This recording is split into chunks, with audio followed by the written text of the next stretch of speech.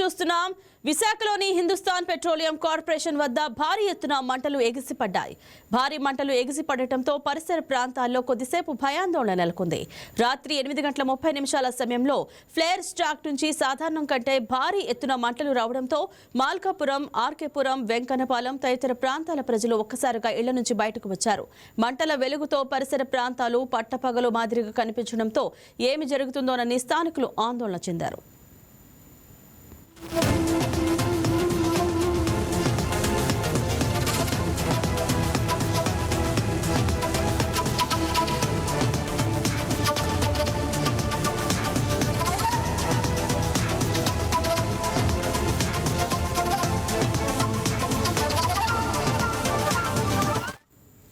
HPCL పరిపాలనా భవనం వెనుక భాగంలో సుమారు 120 అడుగుల ఎత్తులో 2 ఫ్లేర్ స్టాక్లు ఉన్నాయి.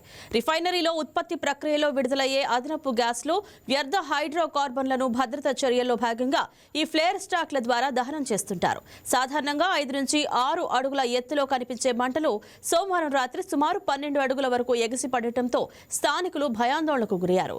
1997లో జరిగిన భారీ ప్రమాదాన్ని గుర్తు చేసుకుంటూ ఏదైనా అవాంఛనీయ ఘటన జరిగిందేమోనని కొందరు ఆందోళన వ్యక్తం చేశారు. అయితే రిఫైనరీలోని ఒక యూనిట్ ట్రిప్ కావడంతో ఆ యూనిట్లోని గ్యాస్లను భద్రతా నిబంధనల ప్రకారం ఫ్లేర్ స్టాక్ ద్వారా విడుదల చేయడంతో మంటలు పెద్ద ఎత్తున కనిపించాయని అధికారులు తెలిపారు. ఇది సాధారణ భద్రతా ప్రక్రియలో భాగమేనని, ఎలాంటి ప్రమాదం గానీ ప్రజలు ఆందోళన చెందాల్సిన అవసరం గానీ లేదని స్పష్టం చేశారు. అధికారుల వివరణతో స్థానికులు ఊపిరి పీల్చుకున్నారు.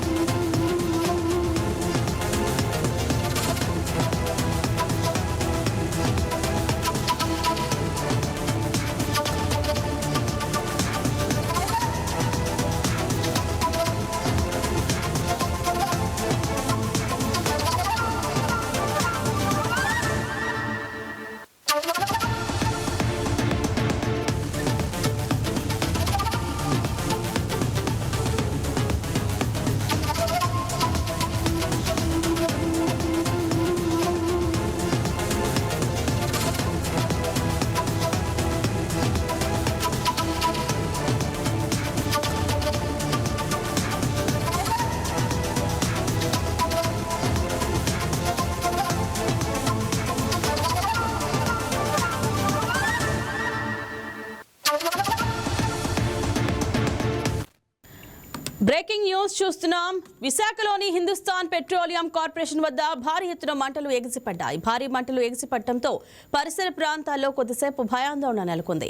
రాత్రి 8:30 సమయంలో ఫ్లేర్ స్టాక్ నుంచి సాధారణం కంటే భారీ ఎత్తున మంటలు రావడంతో మాల్కాపురం, ఆర్కేపురం, వెంకన్నపాలెం తదితర ప్రాంతాల ప్రజలు ఒక్కసారిగా ఇళ్ల నుంచి బయటకు వచ్చారు. మంటలు వెలుగుతో పరిసర ప్రాంతాలు పట్టపగలు మాదిరిగా కనిపించడంతో ఏమి జరుగుతుందోనని స్థానికులు ఆందోళన చెందారు. ఇదే అంశం గురించి మరింత సమాచారం మా కరెస్పాండెంట్ దుర్గాప్రసాద్ ఫోన్ ద్వారా సిద్ధంగా ఉన్నారు. గుడ్ మార్నింగ్ దుర్గాప్రసాద్, చెప్పండి, ప్రస్తుతం హెచ్పీసీఎల్ వద్ద పరిస్థితి ఎలా ఉంది?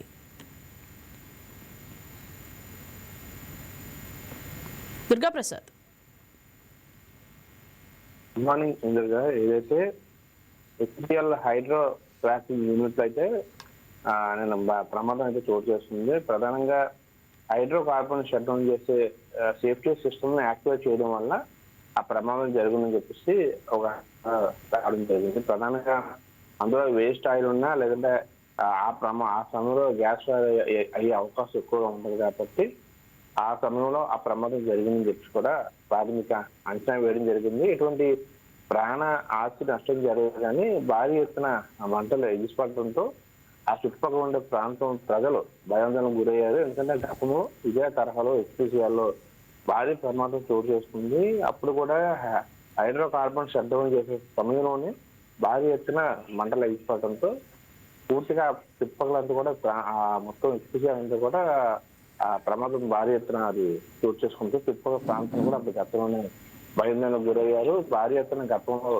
ఒక 10 ఏళ్ల క్రితం అయితే ఇదే తరహాలో భారీ ప్రమాదం చోటు చేసుకుంది ఎస్పీసీఆర్ లో. అదే తరహాలో నిన్న సిడ్నీ వద్ద మంటలు ఎగిసిపడటంతో జనాలు కూడా భయాందోళనకు గురయ్యారు. అంటే గతంలోనే ఇదే తరహాలో జరిగింది కాబట్టి ఏదైనా మరొకసారి ప్రమాదం చోటు చేసుకోబోతుందని చెప్పి చుట్టుపక్కల ఉన్న ప్రజలు కొండవాళ్ళ ప్రాంతం ఉన్న ప్రజలంతా కూడా ఎస్పీసీఆర్ చుట్టుకుండా ఆ కొండవాళ్ళ ప్రాంతంలో ఉన్న ప్రజలంతా అయితే దాని తర్వాత ఏదైతే ఆ యూనిట్ ఉందో ఆ యూనిట్ నుంచి మంటలు ఎగిసిపడడం, ఆ చుట్టుపక్కల డ్యూటీ చేసే ప్రజలు కావచ్చు, ఆ చుట్టుపక్కల ఉండే పబ్లిక్ అంతా కూడా ఇమ్మీడియట్లీ రియాక్ట్ అయిన పరిస్థితి. ఇళ్ళ నుంచి రోడ్డు మీదకి వచ్చేసారు. రోడ్డు మీదకి వచ్చి ప్రజలంతా కూడా ఇళ్ళలో అక్కడి నుంచి వండుకుంటా చుట్టుపక్కల ఏమన్నా భారీ ఎత్తున మంటలు ఎగిసిపడితే ఇంకా సాయంత్రం రాత్రి టైం కాబట్టి ఇంకా ప్రమాదం జరిగే అవకాశం ఉంటుంది. భయాందోళనలో ప్రజలైతే చాలా గురైన పరిస్థితి. అయితే వెంటనే సిబ్బంది చేరుకొని మంటల తీవ్రస్థాయిలో తారీఖు దాల్చుకుని వెంటనే రియాక్ట్ అయిన పరిస్థితి. అయితే దాని తర్వాత ఎస్పీసీఆర్ ప్రతినిధి కూడా అర్ధరాత్రి ప్రెస్ నోట్ కూడా రిలీజ్ చేయడం జరిగింది. ఎందుకంటే కొన్నిసార్లు ఇదే ఈ మంటలు ఎక్కిపోతే కొన్ని కారణాలు ఉంటాయి. అంటే హైడ్రోజన్ సంబంధించిన ఆ కార్బన్ షట్ డౌన్ చేసే సిస్టమ్ సంబంధించి ఆ సమయంలో ఒకసారి మంటలు భారీ ఎత్తున ఎగిసిపడతాయి కానీ అంత భయాందోళనకు గురవలసిన అవసరం లేదు. అయితే గతంలో జరిగిన అనుభవాల దృష్ట్యా ప్రజలు ఆందోళన కంటన వాతావరణం నెలకొంది. ఈ నేపథ్యంలో ప్రజలకి కానీ ఆస్తి నష్టం కానీ ఇండస్ట్రీకి కానీ ఎటువంటి ప్రమాదం జరగలేదు కాబట్టి ప్రజలంతా కానీ పబ్లిక్ కానీ కార్మికులంతా కూడా సేఫ్టీగా ఉండాలని చెప్పి కూడా తర్వాత హెచ్పిసిఎల్ ప్రతినిధులు హెడ్ క్వార్టర్ నుంచి కూడా ఒక ప్రెస్ మీట్ కూడా రిలీజ్ చేయలేదు. రైట్ దుర్గా ప్రసాద్, సుమారు ఎంతసేపు మంటలు భారీగా ఎగిసిపడ్డాయి?